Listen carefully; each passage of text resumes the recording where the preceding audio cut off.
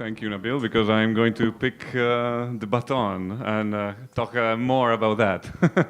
And I will also add about the user testing on this. So I wrote the Web3 design principles, kind of a manifesto checklist and ensemble of tools for you. And I'll tell you a little bit of the story and give you a short intro to that because it's a long post, so it's 45 minutes. Read. Medium says. So, once upon a time there was the DAO. Who was around by the DAO when the DAO was here? Who actually had tokens in the DAO? Who actually followed or made a proposal in the DAO?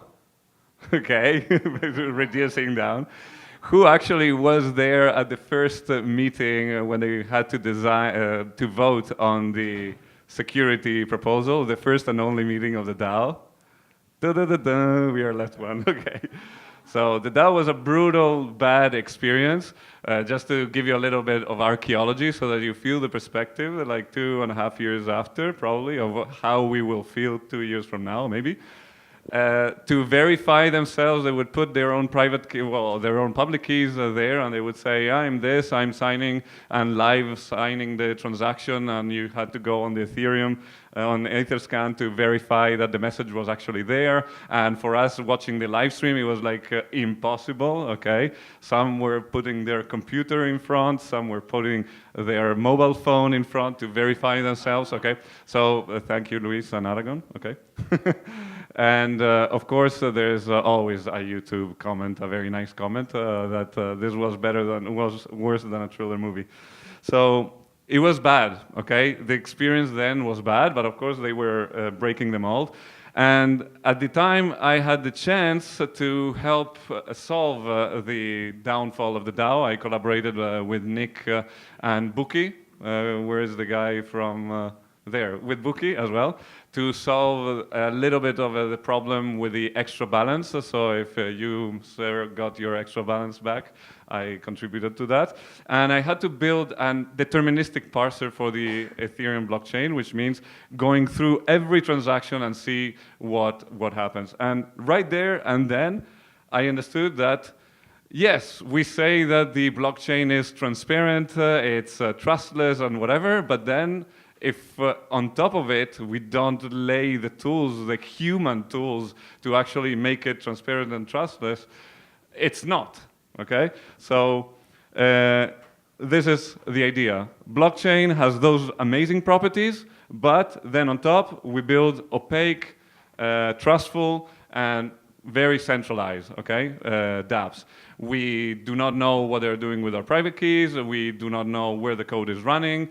So these are important problems to enable or to transmit, to bubble up the properties of the blockchain to the dApp level. I think we should be working on that. And I try to create a series of principles to help developers think about these things. So it's bad. It was bad. And a bit pretentiously, I thought about a few postulates that if something is not transparent, if you do not know where and how to look, okay, if you guys don't publish where the contract for your smart contract is, it's not transparent. Nobody knows how to dig up in bad old blog posts where the contract is. It's not transparent, okay? If it isn't transparent, it cannot be trusted. This is another corollary to the thing. So dApps are not just technical solutions. We are not just building a solution for the blockchain, but we need to consider the human aspect of it, okay? And designers in this room, we are this for that. And so this is one of the starting stories of the Web3 design principles, which is very long. It's a checklist for you, and I will show you, give you a quick tour of that. Adding the user testing experience, because you were very good in sharing that. Some of these things come from both that experience. Some other experience, I've been living with the ENS redesign. I'm helping, by the way, if you are working with the Ethereum name service, come and talk to us. If you had lost money, if you had stress doing it, or if you try to integrate, come to talk to me. I want to know more of your experience. And the other thing is I have a bunch of friends, non-crypto holders, which I use as guinea pigs for everything. I put them in front of Viewport, I put them in front of Aragon, I put them in front of Status, or the betas, or whatever was out at the time, of course, and I take notes. And the questions is, they don't understand anything, so we need to have this permanent newbie mode, and we will talk about that for many reasons.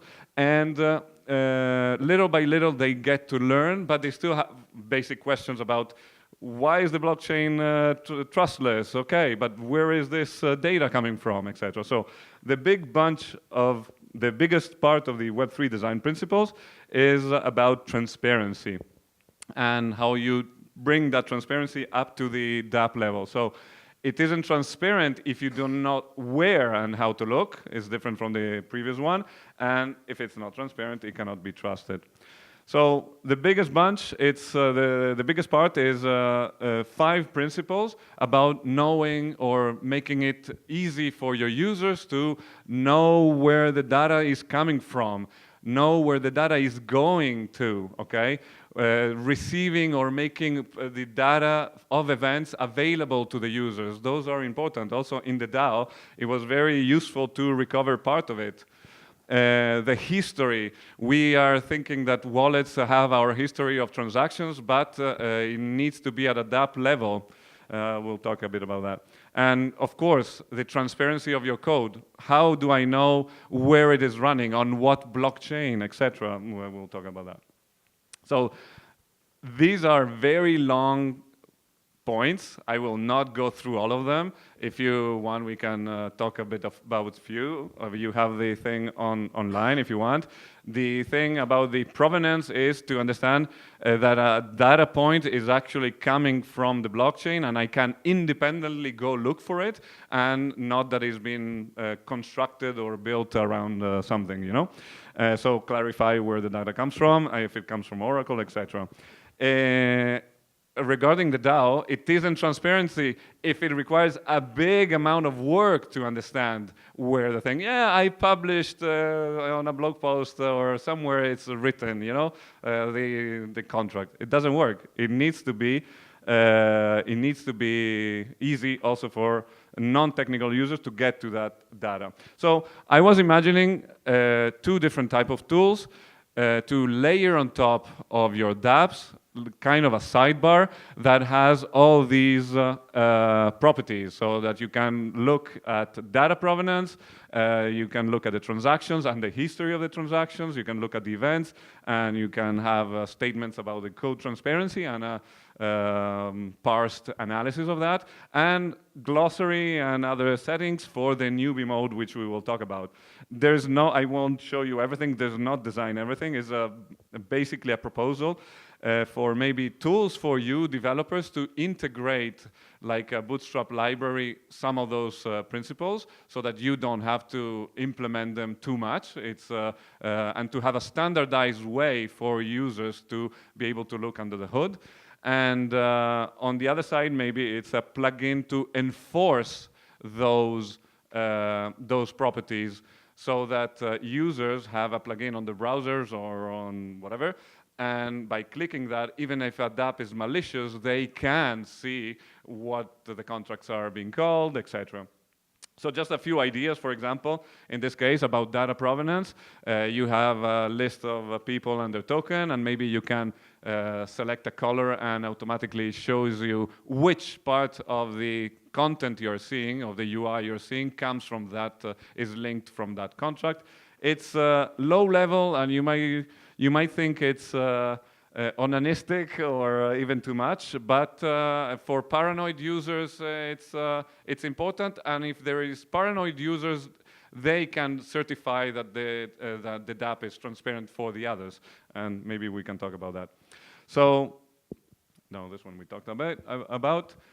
some basic ideas, even on the same data, if you have like hashes or whatever, to have little tools to make it easy to read the whole hash, to copy it, to open it in an independent browser, in an independent explorer, etc. And so transparency of transactions, where is the data going? You think, yes, I delegated to the wallet, there's plenty of wallets here, but in a future where we have thousands of dApps, maybe we interact with the same dApp through different accounts or identities. We have an history of the purchases that we have in our Amazon store, whatever, we can have a history of our interaction or our identity's interaction with that specific browser. That is useful. It will be useful in the future. And what else? Transparency of the events. This was one of the things that you say, no, events are for developers. We use it to analyze the inside. But if it's in the blockchain and theoretically is available to everybody, it should be made available to everybody. Also because a high number of events is a sign, or can be a sign, of a transparent dApp, one that allows you to be able to look over a smart contract, one that allows you to know what it's doing inside. The DAO had very little events, okay? And it actually was very hard to reconstruct what happens also because of that. So malicious dApps will not have events, malicious smart contracts. So if I have an independent enforcer and I can check all the events and I can check what it's doing, I can independently verify that the dApp is actually being transparent.